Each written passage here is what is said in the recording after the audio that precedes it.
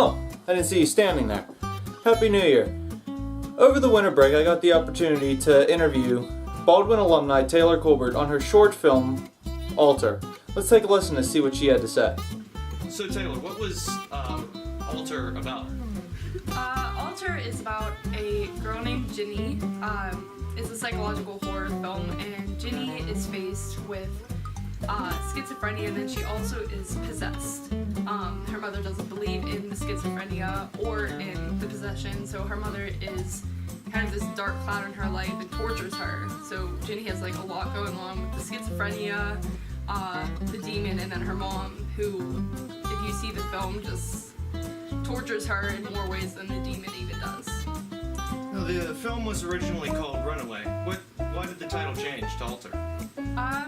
So that was more on the director's side of the project. I didn't find out that they had changed the title until the day that the film was due.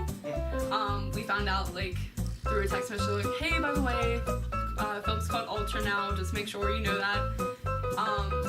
It started off with Runaway because it's about Ginny kind of leaving this bad environment, and then we had a scene where her and the character Mickey, her best friend, run away together, and then we had to cut that because of time constraints. And so they wanted to change it to the title Alter because it's about Ginny's alternate world, and like her mother, the bathroom is kind of her altar with how she tortures Ginny, so it just is like a play on words. Made more sense than Runaway. When this premiered, there were 5 other films that went along with it. I feel like Alter was the most diverse out of all the others. Did it feel that way when you were making it? Yeah, because at the beginning of the semester, we all got to read the scripts for the films that were being made. We had 2 comedies, 1 drama, 2 dramas, and then, I'm trying to think of the other one. Kind of an in-between with it. And then us, we had a psychological horror film.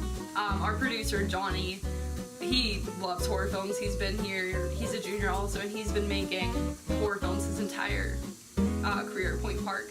So we knew we were going to make a horror film working with him. But when we were on set, it was just like, we had a lot of overnight shoots, so that was different than anything else that anyone else was doing. Going from 3 p.m. to 3 a.m. out in the woods was definitely different than working in a classroom from 11 in the morning till 11 at night. It was cool though. We got to work with a lot of different locations, and the characters, they just have really interesting stories. Our character Arthur, who is one of the demons, he just has this really cool costume of horns coming out of his shoulders and this big black cloak and giant contacts which were the size of quarters, and he was just scary to stand next to, so that it was cool just having to work with the characters and actors putting on a horror film, because I've never worked on that before. Now, the film, as I said, it was pretty diverse. Did any of you really step outside your comfort zones making it? Well, I had to step outside of my comfort zone to begin with because I was doing sound on the film, which I was not, to put it lightly, I was not very eager to do,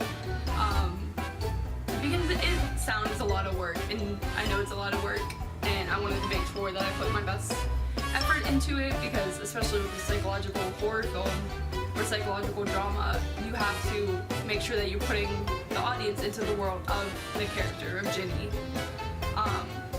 And it was such an alternate reality that it was immersing people with the bigger sounds, with the music, or with little sounds as much as like a basket drop or breathing down your neck or things like that.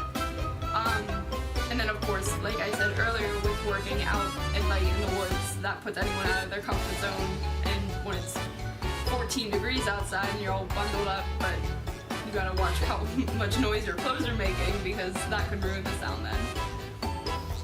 Now, you were part of the video production and production studios program here at Baldwin. How has your filmmaking style changed since then? You're a junior in college now. What's changed in the past 3 years? Well, at Baldwin, I was more doing what you're doing right now. It was more interview style. We weren't really making too many films or short stories. The most I could say we did was like the crew videos, or interview styles with other students where we did like a weekly question, kind of like in the newspaper how they have like a poll, so we always did that. But at Point Park we're making short films.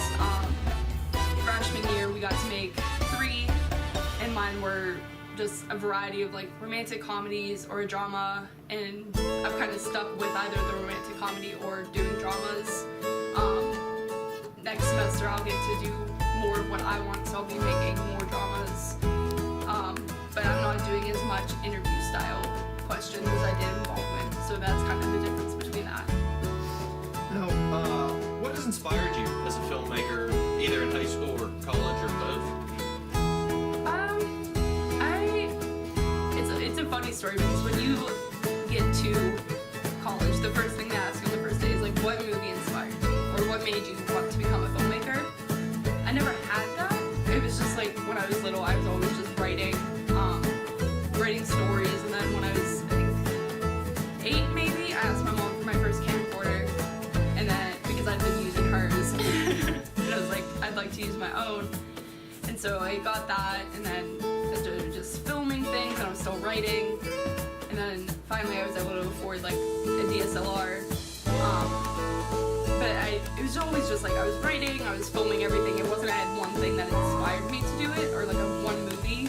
And then this past fall, actually, I saw Wonder Woman in theaters for the first time, and I bawled like a baby because I'd never had a movie that like showed me that that's what I want to do, that that's the impact I want to have on people, and that's what Wonder Woman gave me.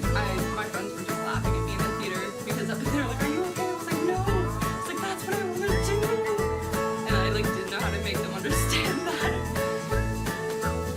So what's next for you? Either right now, you're on Christmas break right now, so either when you get back from college or even when you graduate next year, what do you want to do?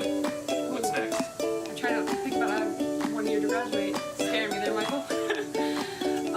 So next semester I'll be taking 3 filmmaking classes. I'll be taking an acting class, which Brian Cranston actually came to our school last year. I didn't get to see him in person, unfortunately, but it spread like wildfire throughout the school that he had yelled at a student for wanting to be a director but never having taken an acting class.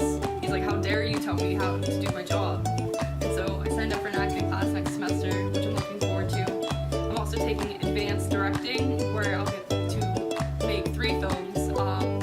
One that is just a one-take, long scene of like 3 minutes, no cuts or anything. A second, which is a personal experience from my life that had an impact on me. And then the third, whatever kind of filmmaking that I want to do in the future, which would personally be a narrative film for me. So, and then I'll also be taking advanced editing, which will be cool because I'll be using Avid, which is the industry standard, and I'll be working with how to edit a ton of different projects, whether that's trailer editing for movies or music videos, and they'll be teaching us how to be an assistant editor as well, so that we can hopefully find a job as an assistant editor and work our way up. All right, well, thank you, Taylor. Yeah, thank you.